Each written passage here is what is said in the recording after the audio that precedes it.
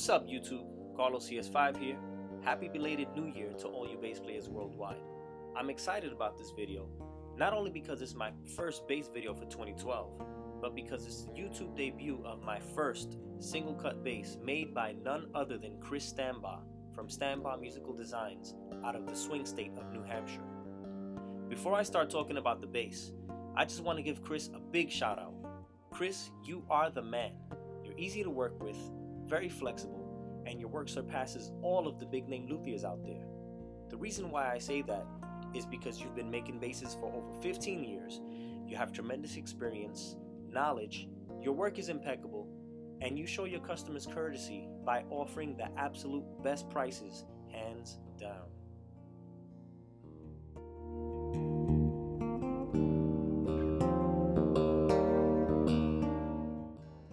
Stambaugh Musical Designs is the only reason why I decided to go custom in the first place. Here in New York, it's impossible to get a fully customized boutique instrument at an excellent price. There are quite a few companies in my own backyard charging mortgage money for a bass that's sitting on the in-stock shelf. And a major beef I have with these companies that call themselves custom is that they overcharge for every little detail, or they're not completely subjecting to the customer.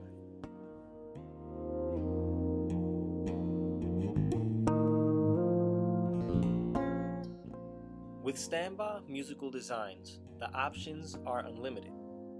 You can choose from bolt-on, set neck, or neck through construction.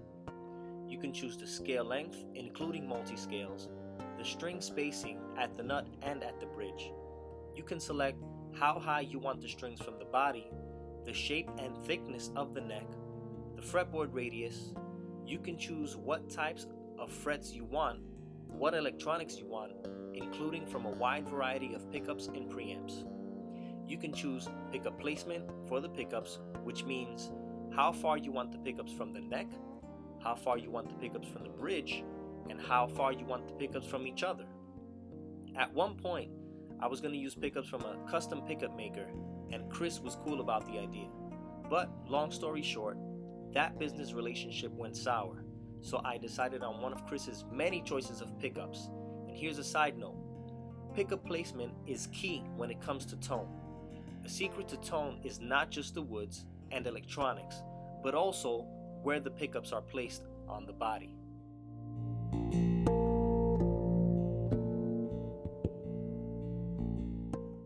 Ultimately, what makes an instrument custom is the design, i.e. body shape and custom inlays. Chris has some body designs of his own that offer a starting point for ideas and quite a number of inlays, but I gave him my own design and it was not a problem at all. And the additional cost was not insane either.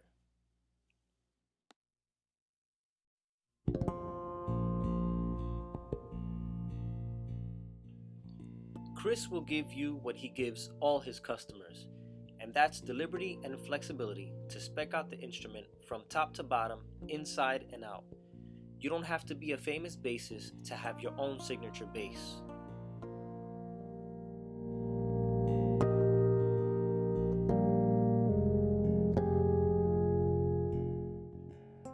Have you ever played a signature bass? Did you notice how it didn't sound exactly the same as the one that was built for the artist endorsing it? The truth is that every signature bass is not going to sound exactly the same, because every piece of wood, even if it's cut from the same tree, is going to sound different. Reason being is that the wood grains vary depending on which part of the tree it was cut out from. So even in the most subtle way, each signature bass will sound different because it's going to resonate differently.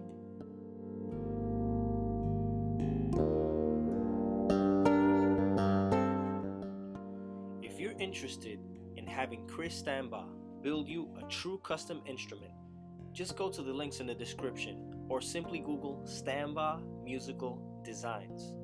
Check out his philosophy on bass building and pricing. And for you guitarists out there interested, Chris doesn't only make basses, he's also making some killer guitars.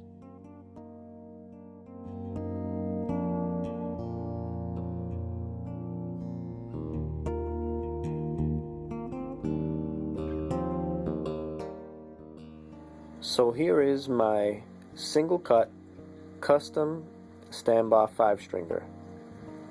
As you can see, this bass is fully customized, which means that I didn't just get to select the woods or the colors. I pretty much designed this bass from top to bottom, and I got to select the type of electronics I wanted, including the preamp and pickups. Alright, so there's my bass.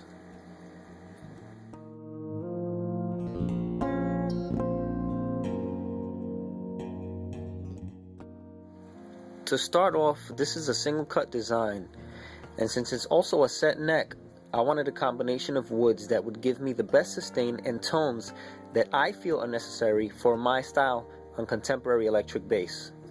For those of you not familiar with a set neck is a design where the neck is glued to the body, giving you that snappy tone you get from bolt-on necks, but with a more comfortable feel similar to that of a neck-through design.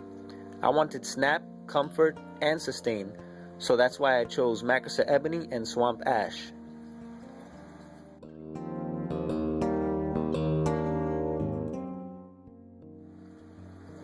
The Macrasa Ebony takes up the whole face of the bass, so that means the fretboard, the body top, and headstock are all Macrasa Ebony. Ebony is a really hard wood, mainly used on fretboards, but I also chose it for the body top because it has great attack, a stronger fundamental tone than maple, it has more sustain, and is more percussive, which to me is great for slapping, ghost notes, harmonics, and stuff like that. It's also a tough wood and durable against bumps and bruises.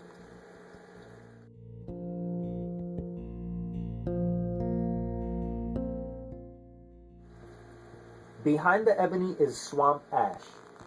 Swamp Ash is very resonant across all 3 frequencies in the spectrum.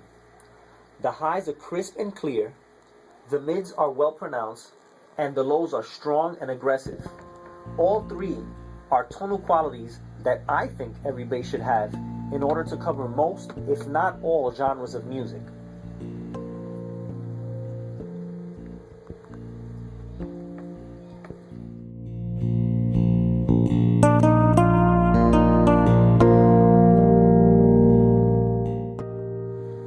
The fretboard has a maple binding, and there's a maple laminate under the ebony on the headstock, which I chose more for cosmetic reasons, if any.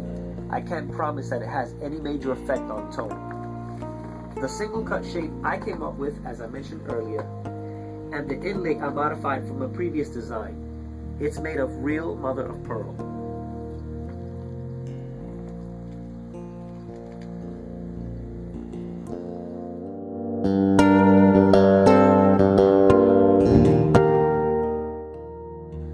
The strings are as close to the body as we could achieve, and since I have skinny fingers, I really don't like that extra dig-in space.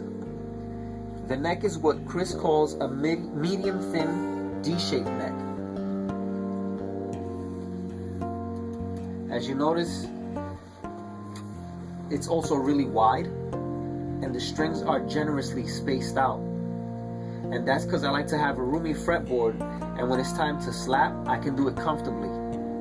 The neck is fully adjustable with a dual truss rod, which is actually a truss rod sitting inside a metal shaft. So when you adjust it, the rod pushes up against the metal shaft to adjust, and it doesn't eat through the neck wood. The neck is a 5-piece. Okay, it's a 5-piece. It's 3 pieces, or actually no, it's 2 pieces of ash. It's an ash neck for the majority, with 2 black walnut stripes and 1 stripe of flamed maple. It's a nice look and it blends well with the body visually, but again, I wanted a consistent in tone coming from the neck and the body.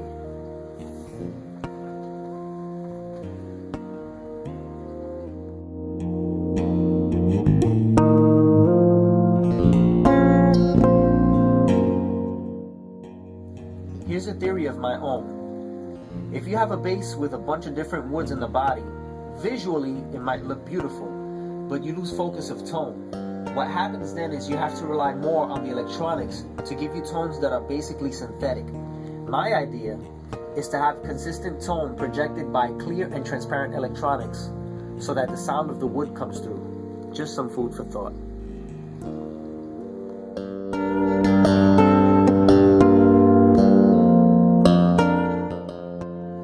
For the pickups, I have some really nice aerosol bar dual coils to keep the bass sounding great but as quiet as possible. And Chris also made some really stunning wooden covers with ebony across the top and ash on the sides. The preamp is a Mike Pope FlexCore preamp, and it features a volume, pickup blend, bass, low mids, high mids, treble, and those are made of maple across the top with an ebony body, but they also have a nice thin stripe of maple and ebony right underneath the top. Also, I have the Hipshot A-style bridge, which is adjustable in 3 ways: sideways, back and forth, and up and down.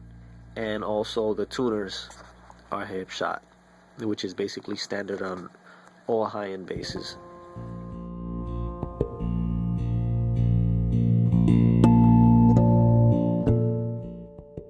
Before I go over some basic tones, I just want to say that this bass is versatile in its own way.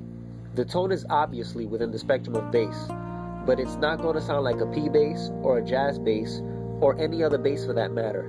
And my reason behind wanting a custom instrument is not only that I have a bass that no one else has, but that it also helps me express my own voice and style. So even if I play someone else's famous bass line, it's not going to sound like them. It's going to sound like me. If I want an authentic jazz bass sound, I'll pick up my jazz bass and play that instead. Now let's go over some tones.